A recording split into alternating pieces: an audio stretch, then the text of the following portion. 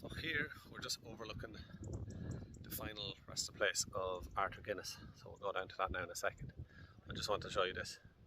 These are probably some of the fields where he would have got his oats and his barley and stuff that created his famous drink.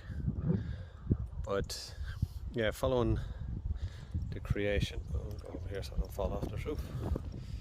As you can see, it's a bit dodgy.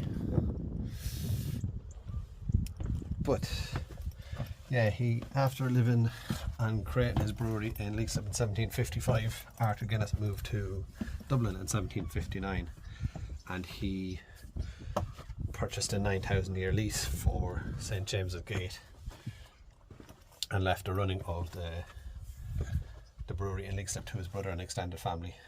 He then lived out his years expanding the Guinness brewery, which he got as it was disused or underdeveloped, and he stopped making ale and focused solely on port, which allowed him to expand the business.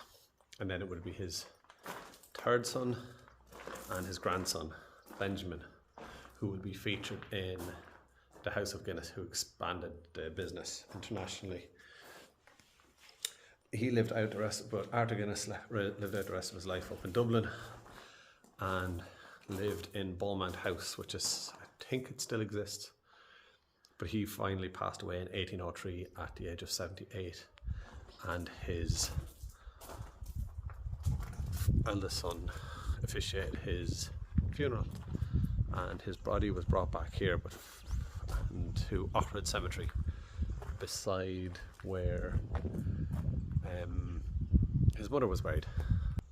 So this is the resting place of Arthur Guinness.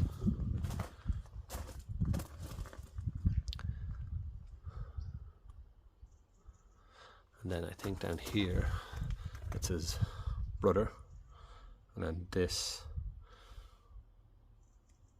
would be his some of his children. Now, I'm not sure if this Richard Guinness is his dad or maybe a brother. Could be. And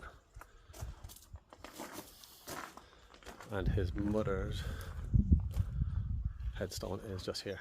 Sorry. It's very hard to make out the inscription on that one, but you can see little bits of where it says Richard Guinness. And his mother was